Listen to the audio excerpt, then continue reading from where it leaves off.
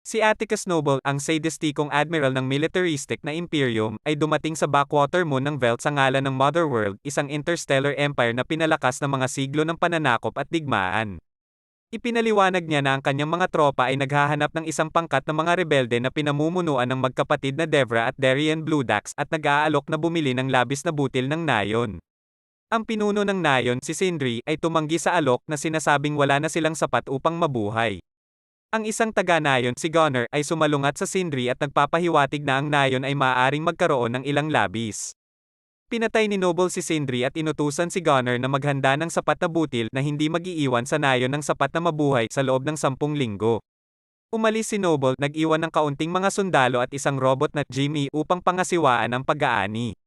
Matapos pahirapan ng isang kapantay, nagsimulang maging malaya si Jimmy. Ang isa pang taga-nayon, si Cora, ay natagpuan ang karamihan sa mga sundalo na naghahanda sa panggagahasa ng isa pang taga-nayon at pinatay sila sa tulong ni Jimmy, na tumalikod sa mga sundalo. Binabalaan ni Cora ang mga taga-nayon na patayin ni Noble ang nayon sa sandaling bumalik siya, maliban kung magtatanggol sila.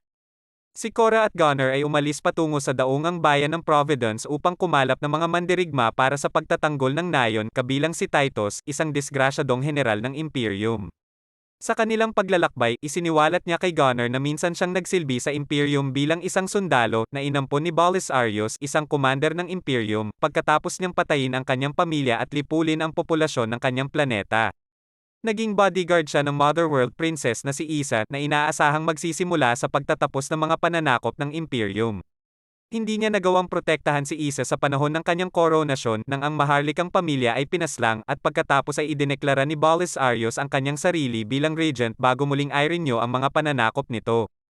Pagdating sa Providence, nakilala ng mag-asawa ang smuggler at kriminal na si Kai, na pumayag na kunin sila para i-recruit si Titus.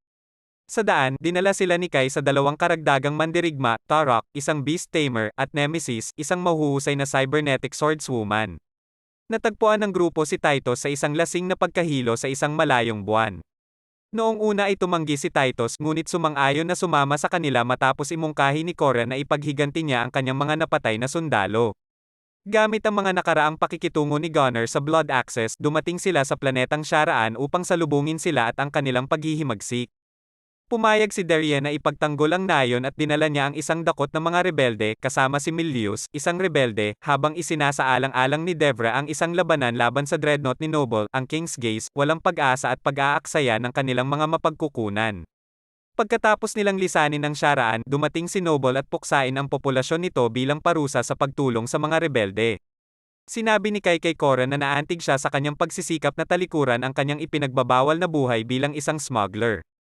At na siya ay may isang huling kargamento na ihahatid upang iwanan ang buhay na iyon sa likuran niya.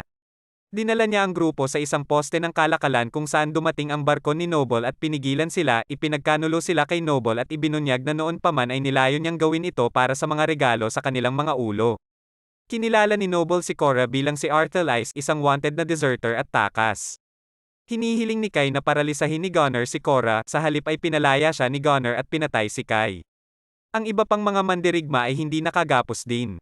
Isang labanan ang naganap kasama sina Darien at Noble sa mga nasawi nito. Pagkatapos, ang mga nakaligtas na mandirigma ay bumalik sa Velt ng magkasama, kasama si Jimmy na pinapanood sila mula sa malayo habang papunta sa nayon. Ang bangkay ni Noble ay nakuhang muli ng mga puwersa ng Motherworld at siya ay nabuhay muli pagkatapos na makausap sa isang astral plane kasama si Belisarius na humihiling na Noble na wakasan ang paghihimagsik laban sa kanya at dalhin si Cora sa kanya ng buhay upang siya mismo ang makapagpatay sa kanya.